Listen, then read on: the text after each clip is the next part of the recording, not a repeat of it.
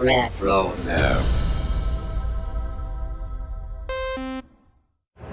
Hi, this is Emily Swallow, the Armorer in The Mandalorian. You're listening to Dennis and Jay on Podcast Stardust.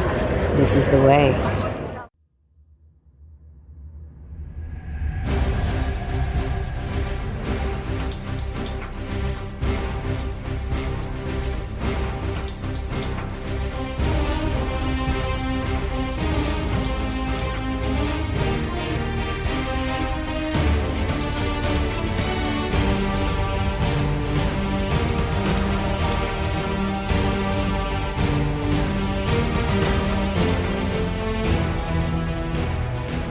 Hello, and welcome to Podcast Stardust. This is the fully armed and operational podcast dedicated to Star Wars news, reviews, and discussion. I'm Dennis Keithley. And I'm Jay Krebs. And in this episode, we're going to be talking about some recent Star Wars news. But Jay, you want to go ahead and give everyone our social media contacts before we get started? Yes, and happy Revenge of the 5th. We are on Facebook and Instagram at Podcast Stardust. All right, the dish is aligned, the signal's boosted to maximum output, the shield is down, we are now broadcasting to the galaxy. And Jay, I would ask you, how your May the 4th went, but it hasn't happened at the time we're recording this. We're recording this a little bit in advance. We just know that did happen. And so you're right. Yeah, Revenge of the 5th. That's coming up. But we did have another Star Wars event to celebrate, and that was Revenge of the Sith was in theaters for a week. Expired last Wednesday. And I know you got an opportunity to go see it in theaters. Let's talk about our experiences there. How was it for you? Oh my gosh, it's so great. So I got to see it twice. So once with a couple of teacher friends of mine that the three of us got together on the Saturday and went to a Regal cinema. No merchandise there. They said that they didn't get they actually sold out the night before, which would have been when it, came out premiered, I guess. Well, it was Thursday night, I guess. But it was wonderful because one of the gals was 25, so she had never seen it in theaters the first time around, so it was pretty magical for her, obviously. And then I got to see it a second time with my son Colby Wan at a Cinemark theater, and they also did not have merch, which I was really upset. When I went up to the popcorn area, I said, please tell me you have the Revenge of the Sith buckets, and they said we didn't get any of them. So I was really, really super bummed about that. But oh my gosh, just it's so glorious to see on the big screen. And I'm telling you what, Dennis, it's crazy because my husband kind of teased me. He's like, so did anything new happen? I'm like, no, but I actually noticed like some different things that I don't think I ever noticed before. Yeah, So I had that experience too. oh my gosh, okay, awesome. Yeah, Yeah, we'll like get into that in just a second. yeah, there's just so many things. So it was amazing. But how about your experience? Oh, it was fantastic. Yeah, I went and saw it at the Alamo Draft House. They weren't carrying any type of the merchandise there. They didn't have the popcorn buckets or the sippers or anything like that. And they just generally don't. If they have merchandise for a movie, I think they bought Mondo at one point, who used to do the different prints and things like that. But occasionally they'll do some sort of a commemorative glass. Think back to the old Burger King Star Wars glass days Oh and the yeah. like. They don't do that as often. I do see that they have one available for Thunderbolts right now if you want something like that. So at the Alamo, we have it's like so many theaters. You have the recliners and they have the folk grill and stuff like that. They bring their popcorn in a middle bowl too. So they just aren't doing the commemorative buckets and stuff like that. So didn't have to worry about the merch, but it was just so great to see that movie on a big screen with a first-rate surround sound system. Yes. That movie, one, John Williams' score sounds the best when you're in the theater. Two, that movie opens and you got things like the Jedi Star Cruiser at the beginning fly by, and you can feel the rumbling in your chest from that sound and the way that worked out. That just So was true. such an amazing experience. You're talking about your friend who never got to see that in the theater. Well, my oldest was one when this movie came, not even one when this movie came out, and my youngest hadn't even been born yet. So they never had an opportunity to see it in the theater. So any opportunity I can take my kids, they're practically adult. Well, one is an adult. The other one's about to become an adult, to see a Star Wars movie, go see a Star Wars movie with them. I'll take that any chance I can get. And Star Wars is always better in the theater. Is just an experience that is hard to pass up. Oh yeah, 100%. Yeah, it was funny because my oldest one who's 25 and he lives, pretty far away. I said, "Oh, you got to try to see this in theaters." He's like, "Yeah, because we weren't allowed when we were little." I'm like, "Yeah, because you were 5 and Colby one was 3. So, Uh-huh. no, I was not taking you to the theater to A see this." PG-13 movie, yeah. So, so you mentioned some things that you noticed for the first time when you saw it in this video. When you saw it in this viewing, what was something you noticed? Well, one of the things was the switch from the blue guards that Palpatine had to the red guards, and I Oh, okay. feel like the first time we see them is in the Opera House in the box. So Mhm. before that, you see the blue guards. And so I was like, "Oh, okay, that's very interesting." And then, just little things about, just details of certain scenes and even down to, the texture of the clothing and, gosh, there was just so many different things. And, and Colby one and I were talking about even more philosophical sorts of things. And just for me, I think the biggest takeaway was just how Obi-Wan was so I feel so bad for Obi-Wan. Let's just put it that way. He was put Okay. into such a terrible position. But, detail-wise, I think the number one thing that stood out to me was the guards. But what Mhm. about you? What were some things that stood out? Oh, there's a lot, and I'm not gonna remember them all, but you just mentioned the Opera House. There's a number of scenes in the Opera House when they were looking out over the Mancala. What is it? Is it a The choir? I mean, ballet. the Yeah. opera, I the think it's like Mancala an Opera. aqua opera. Yeah. Yeah, but then you could see, like, other members of the audience out there in more detail than I've ever seen before, and Mhm. I remember being struck that I noticed a few different aliens outside, leading up the steps into that balcony seating that, Palpatine had as well. I also noticed the Betty droids. I'd never noticed them in Revengeance. I thought Oh, that was something that was that they'd come up for Clone Wars, but there was a when they couple of first came scenes. back to Coruscant, is that what you're talking about? Well, that's the first time. There was some Mhm. on the left side of the screen that I'd never noticed before, and then there was one. I want to say there was one on the stairs at the Opera House on Coruscant Okay. as Yeah. well, Yeah. and that's just something I'd never noticed. I noticed the Imperial Guard transition uh, on. I don't know if I saw it in the theaters back in 2005 or if I saw that on DVD or Blu-ray or where, but I was aware of that one. Also, during the opening space battle, and this I don't know is because I had the benefit of a big giant screen, but I feel like every time I watch that space battle, I notice something new Mhm. that happened in the background. And this time there was a cruiser getting destroyed that I had never noticed that way being destroyed before. Uh-huh. But and part, like I said, part of it is I had advantage of this gigantic full size screen in front of me. The other part is I've seen this movie so many times now, I can let my attention wander away from the center of the Yes. screen where the action's Mhm. happening to the perimeters, and then that's how sometimes you notice the details there. But we're Right. coming off of our discussion that we just had with Oil and Voivod that included that opera house scene and the tragedy of Darth Plagueis the Wise, and I just couldn't help but chuckle to myself when Palpatine was telling the tragedy of Darth Plagueis the Wise and like how much we got into it when we were Oh, talking about yeah. that scene. I was It's just so smiling true. ear to ear the entire time. And my son was sitting next to me, and as soon as they started that, him and I just kind of both looked at each other and we nudged each other with our elbows on there because it's just you forget. Oh, I always forget how awesome that story is and how well it comes off until I'm watching it. For But sure. then to see my son get so into it as well, it was amazing. Oh, yeah. It's such a gift to be able to share it with our kids, isn't it? Mhm, mhm. Such Oh a yeah. gift. So, did you see Ahsoka at Padme's funeral? What? I'm joking. I was gonna say, it's like, hold on. This is the first I've heard of that. No.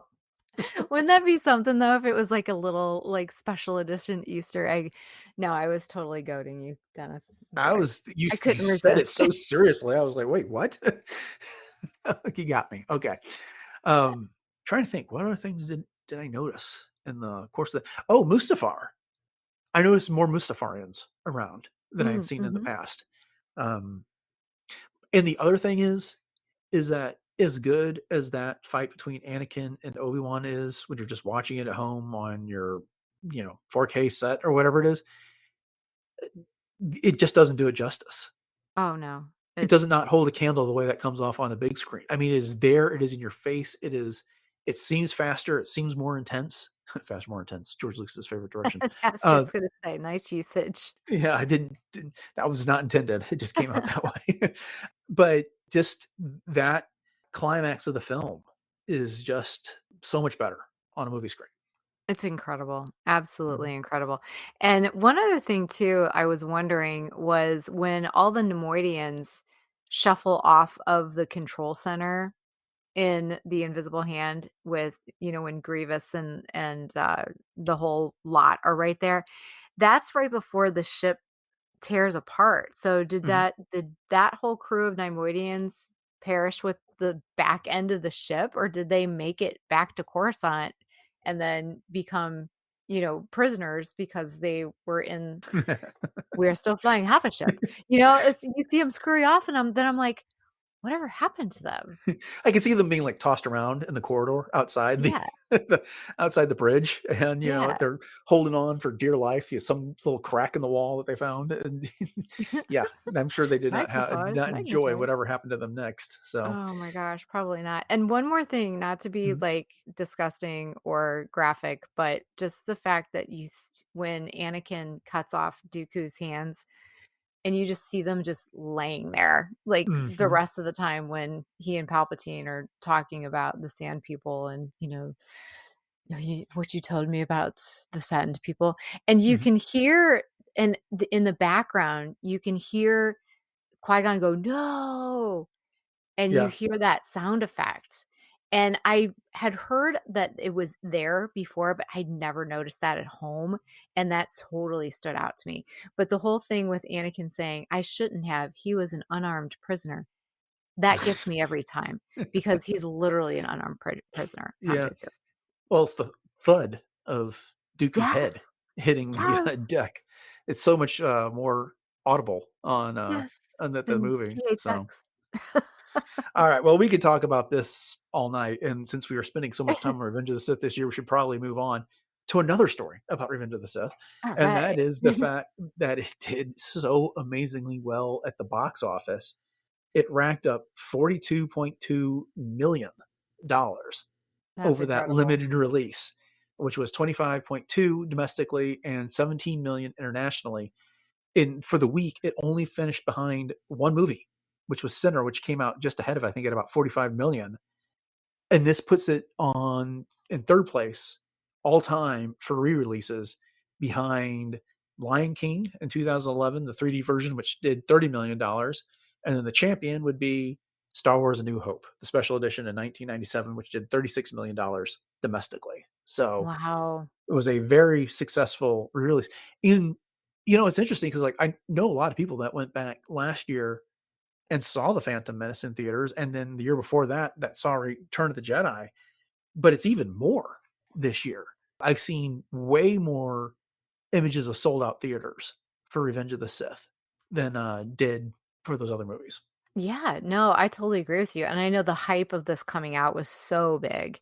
So I Mhm. really hope that everybody that wanted to go out and see it in theaters definitely got a chance to do it. And I'm still keeping my fingers crossed that they will release Attack of the Clones because that is the one that I've never seen in theaters. I've mentioned that before on the podcast, but I'm still hoping that that one's going to be a thing.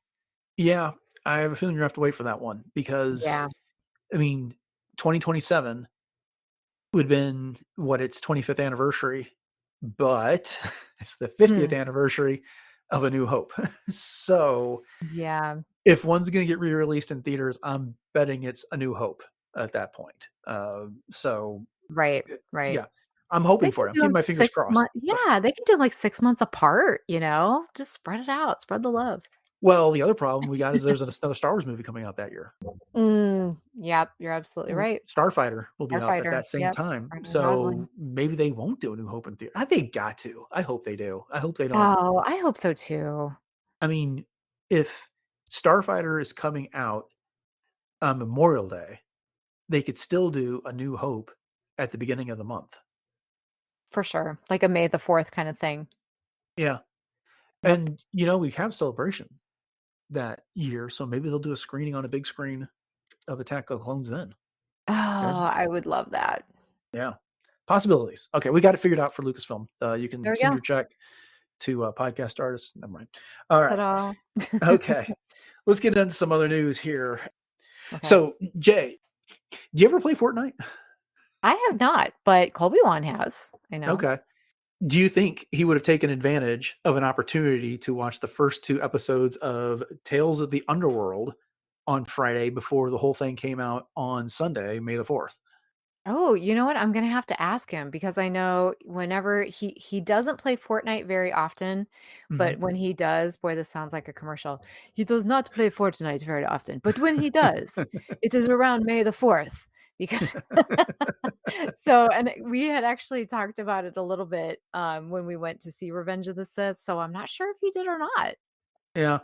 Just kind of weird. They decided to debut the first 2 episodes of Tales of the Underworld on May 2nd at a watching party through Fortnite. I didn't even know such a thing was possible, but apparently there's some room you can go there and watch them. That there was some room you could watch the first 2. I'm Wow. fine with that. I mean, again, we're recording this early, so I don't know how it all went off, but I was more than willing to wait for the couple days to watch it on May the 4th. But they can do whatever they want. I mean, they showed those episodes to people that were in the room in Star Wars Celebration too, so people have seen them. Mhm. But just as seems a little odd that instead of releasing it on its subscription platform, they are releasing those 2 early to Fortnite subscribers. Yeah. I wonder what the inspiration for that was. Yeah, I don't know. I know there was some Darth Jar Jar, as your Yeah, like final boss or whatever. So there was that too. yeah, we covered that in some of our celebration news. Mhm. So yeah, all right. Well, I hope everyone enjoyed that. But we'll be talking about uh, Tales of the Underworld here in 2 parts and over the coming weeks because we just got so much to cover with Andor and light magic, and now this. It's just backing up for us. So we've got Yes. kind of problems to have, I suppose. Exactly. All right, so we are halfway through season 2 of Andor, which seems really weird to say after 2 weeks, Yes. and we're getting ready for the next 3 episodes, 7 through 9, on this Tuesday after this comes out. And the question has come up: when are we ever going to get K2SO in this show? And Tony Gilroy had an opportunity to speak about that with a Hollywood Reporter. And he basically said, limiting K2SO came from the experience of making Rogue One. That's a shorthanded way of saying it, to be honest with you. From the very beginning, that was one of the most difficult parts of the original conversation. How long was I going to have to delay K2SO? Because what can you do with him? I don't want people to go back and diagram Rogue, but just within that movie, there are 2 or 3 or 4 places where we are hiding him, where he has to stay on the ship or can't go anywhere. He's a really, really difficult piece of equipment to carry through a story. Limitations on him are huge. He's a very visible, troublesome piece of story gear. So I knew intuitively how long I would have to wait to do it. I hadn't really thought about that, but that's an Yeah. interesting point that he made there. What do you think? Yeah, I mean, as I'm listening to you say that, I mean, that's just from a design and a production standpoint, kind of an interesting way to put things. But, then on the other side, we also had, so much at Celebration with, just talking about K2 and the excitement of having him back on screen too. So, obviously when we do get him, we're going to love it, but it's not gonna be as much as we thought we were gonna get, which is kind of a bummer, but, it is what it Yeah. is. I don't know if he shows up in the next story arc or the one that comes after, or the final one, but I'm assuming he's going to be a big part of whatever that is based on what Yeah, we've been teased in the various trailers for the show. But yeah. that makes sense. I hadn't really ever thought about it that way. I mean, because now that he said, don't go back and diagram Rogue One, I am going back and diagramming Rogue One in my mind. And sure, what happened on Edu? He hung out in the ship. Mhm. When they were on Jeddah, his first instruction was to basically hang out the ship, but then he got bored and he showed up in the middle of the city. But then he didn't go into Saw Gerrera's compound either. And he gets hidden in a number of places on Yavin 4. He has more scenes there, but it's really Scarif when he gets like the most opportunity to get out and walk around. Right. So Yeah, Yeah. it makes I guess it sense. just feels like we saw him a lot more in the movie than we actually did, but when you break it down that way, yeah, Mhm. I guess we didn't have him in quite as many scenes as we might have thought. Well, and whenever he's on the screen, he's memorable. Oh, for Um, sure. so I think that helps that out as well. Quality over quantity. All right, just a couple more stories to go. Of course, yesterday, as of the day this comes out, was May the 4th, and there was a number of surprises revealed on Disney Plus. What they all are, I can't tell you because we're recording this in advance, but I can tell you a couple of them. First off, have you seen the new Disney Plus animation with the lightsaber when you turn the app on? Yes, it's so glorious. Love that. Yeah, that completely surprised me the other day. So you get that little lightsaber making the little arc that goes across the word to the plus. And then they have started a new Disney Plus stream called In a Galaxy Far, Far Away, which is just one of those lean back viewing experiences where they play Star Wars nonstop, one thing after the other. They got rid of the Hidden Heroes channel, and I guess Oh, they replaced it with this. okay. So yeah, there's a 20, a all day on Simpsons channel. There's this, and I can't remember what the other one that's new, but they keep introducing new ones here. And so now we have all Star Wars all the time. That's awesome. And they did something similar to that last year where they kind of, combined everything or corralled everything sort of in one place, Mhm. but that's exciting. Yeah, yeah. Have you done any of those streaming, always lean back viewing experiences that they're talking about ever with Disney Plus? No, I haven't, and I know you have quite a few times, and I had been tempted to give it a shot, and I just haven't. Yeah. It's a lot of, I like it. I mean, it's one of those things where I want to watch something, I just don't want to make a decision. One of the first things I'll do is turn on Disney Plus and see what was on that Hidden Heroes channel. And you get Pirates of the Caribbean, you get Marvel, you get Star Wars, you get all kinds of stuff. Um, I'm don't dislike Doctor Who, but I don't actively watch it. So like when that would come on, I'd change it to something else. But they typically it was just a good, if you don't want to make a decision, you just want to sit there and watch. It was always a fun thing to turn on. So Yeah, for yeah, sure.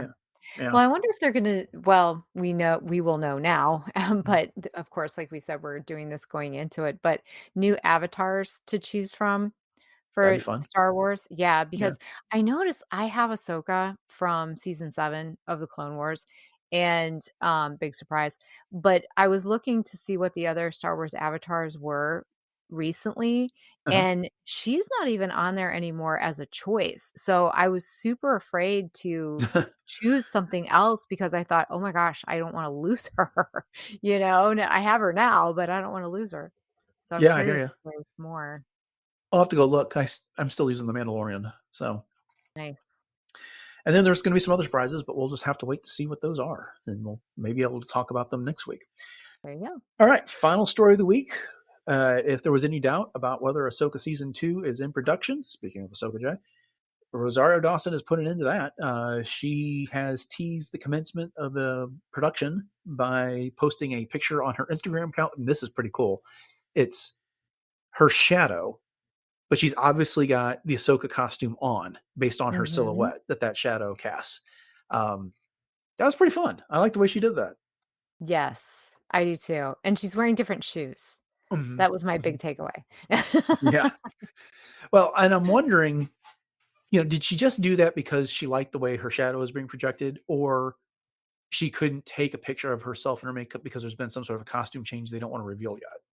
Yeah, I think it's probably a little bit of both. She did tease that the Leku were longer, so and, it was a different kind of a headpiece, but, Mhm. yeah, but the pants look similar, but like I said, those Yeah. are definitely different shoes. Yeah. Yeah.